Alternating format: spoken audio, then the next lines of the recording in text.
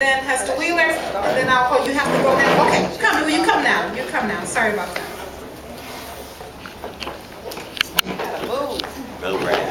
I want to say it's almost afternoon. Good morning, everyone. It's an honor to be here to thank God for another year. Thank God for the blessing of all of your life, your journey. Many of you, we celebrate birthdays and we party, but we don't ponder to think that it is truly a gift. One more year. And the fact that you've been given all these opportunities to use your talents and your gifts.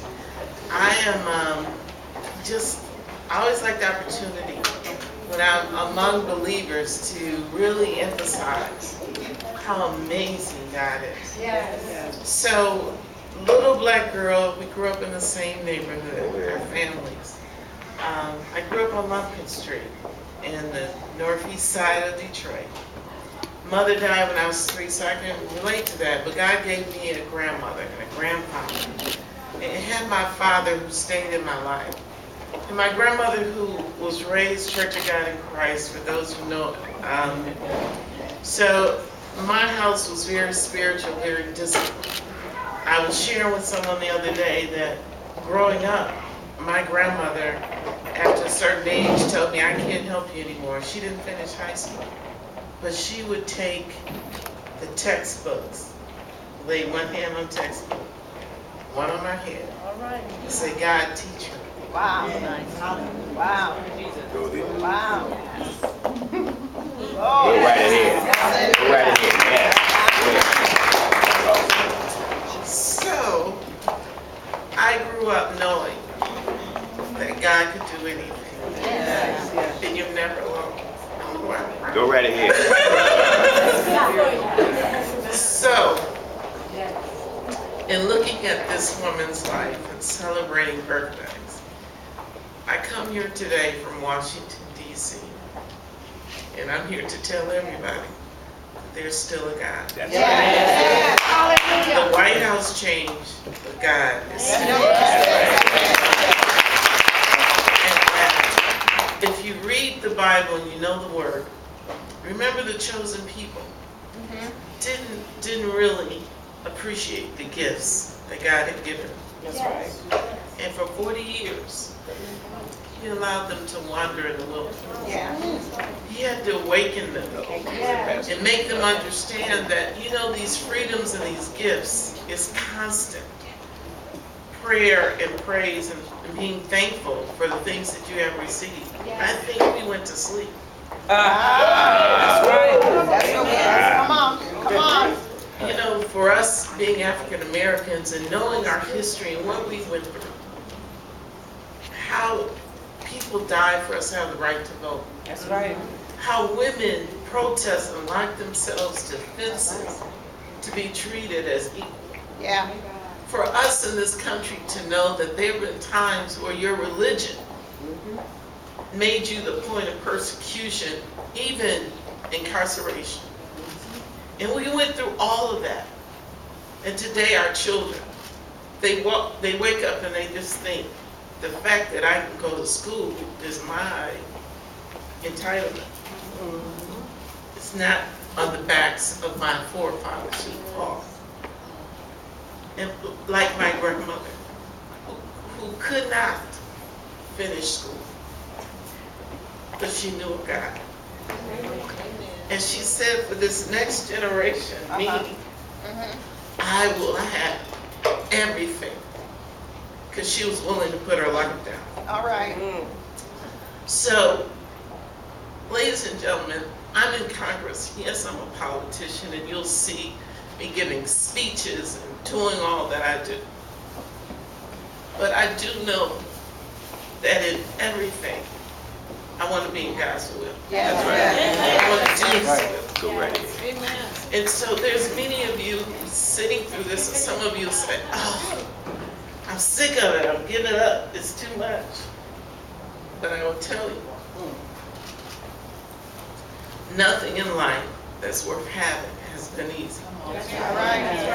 And God didn't say it was going to be easy. He said, I'll never leave you or forsake. Forsake you. He has promised that I will always forgive you, love you, and that He has promised in His Word. And I'm standing here knowing He has never, ever left me or forsaken me. So when I think about this past election and I look at what's going on, I don't understand it. I don't. You know, I question God sometimes. I say, how does this happen? You know, you've brought us so far, and then it's as if the pages are being flipped back through history. How can this great country come this far?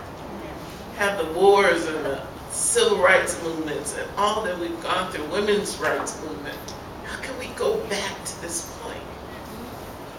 But see, I learned a long time ago that when you don't understand, that's when your faith kicks in. Those of you who don't have faith, you're going to struggle through this. But I'm telling you, when you have faith, because I can't fix this, I can't explain it. So I'm standing here today walking in faith. I wake up every day saying, Lord, you fix it and use me. There you go. And so I want you all to know, and I don't know why I'm so heavy right now, That's all good. but I'm here to celebrate a woman who knows that God uses you in many ways. And He has put her in a political setting as well as using her as his vessel for the word. And I want you all to know how special it is. It seems like you do. But I am here today. Although I'm crying, I'm very happy. Go ahead. And I want to continue to encourage you. And, you know, there is a place in the Bible. I come from a crying family, so it's just something that I do. But there's a place in the Bible where God used the weeping women who wailed and had the ability to cry and to just show the emotion of what is going on in families and in communities. So I want you to know, I tell people, I said, don't take my tears as weakness. First of all, I grew up in Detroit. Go ahead. That's right. We don't raise women, so. What you say? But I grew up in a house of love and being humble and knowing that, I never say this and sit down. My grandmother used to tell me, she said, and those of you who are of faith, I tell this story, if you don't understand, it's okay, but someone in this room will. My grandmother was a church mother, and she used to have what they call shut-ins in the old days. Oh, yeah. Where all the saints would come in, they would literally Shut in. shut themselves in, pray and fast. That's right. And so they would, you know, I'm in the house, and so I was always taught when the Lord is moving, just stand still, be still. And it was, they laid hands on me and they said, God is going to make you a leader among men. And I was 8, 9 years old, stood there to be respectful. And it wasn't until I got elected beyond our odds that moment came back to me. That's right. Wow. So she used to teach me, she said, look, God is going to use you. So you got to do 3 things. You got to work hard, you got to get your education, and never, never, ever forget that you're here to be a blessing to someone else. That's right. That if you're in a room, and she told me, she said, when they were laying hands, you're going to sit in rooms with kings and queens, and I have.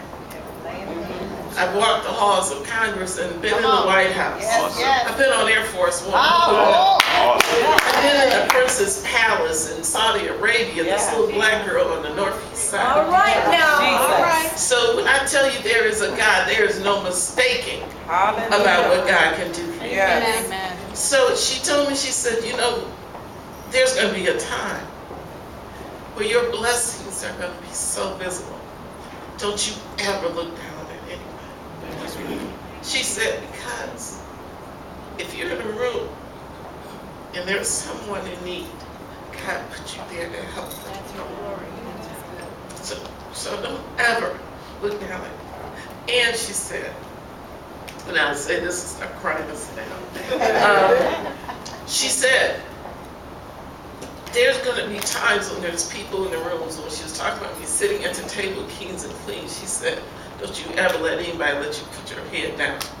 because you are a child of God and you just as equal to anybody. There's no door you will not be able to walk through it. No table that you don't deserve to have a seat Right. at. If they don't put it there for you, pull one up and sit down.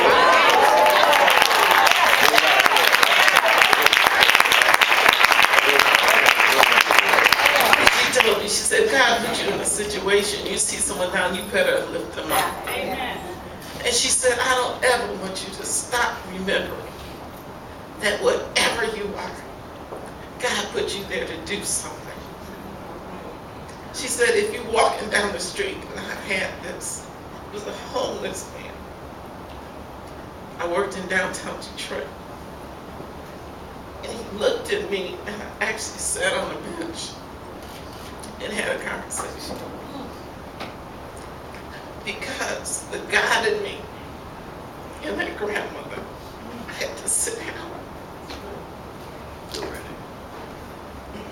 And the man told me, he said, I'm worried today because my friend, I haven't seen him in 3 days. I said, well, why are you worried about me? He said, you don't understand, we look after each other. And after 3 days, he's either dead or locked up or he's sick. I need somebody to help me find my friend. If I hadn't stopped it there, I couldn't help. So, while we stand here, we do videos, we do all we do. Don't know one of you leave this room today not knowing you have something that God wants you to do. Yes. And don't you leave this room today without knowing that the will of God and the power of faith, that whatever is going on in your life, in your community, in your family, in this country, that we cannot fix, and God will give you the victory. He'll give you the strength, and I love you. Happy birthday.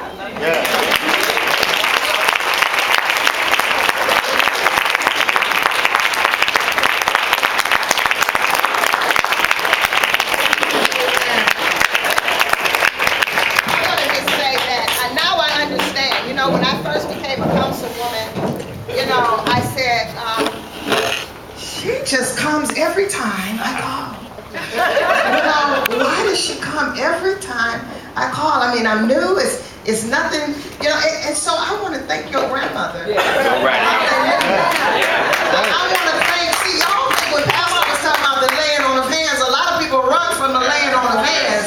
But look at what's going down through the generation. I honor you for being here. I honor you for taking time out. We honor her for fighting in Washington, D.C. It's not an easy time for what she's doing right now. And get the stuff in this place, hallelujah, and give God glory. I tell you why you're crying. It's because this is a safe place. This is a safe place for you to release. And now you stronger even the more Go so. right ahead. Yes. Shake the trees. I love this woman. Amen. She's having 100 woman celebration today, this afternoon. That's where she has to go now.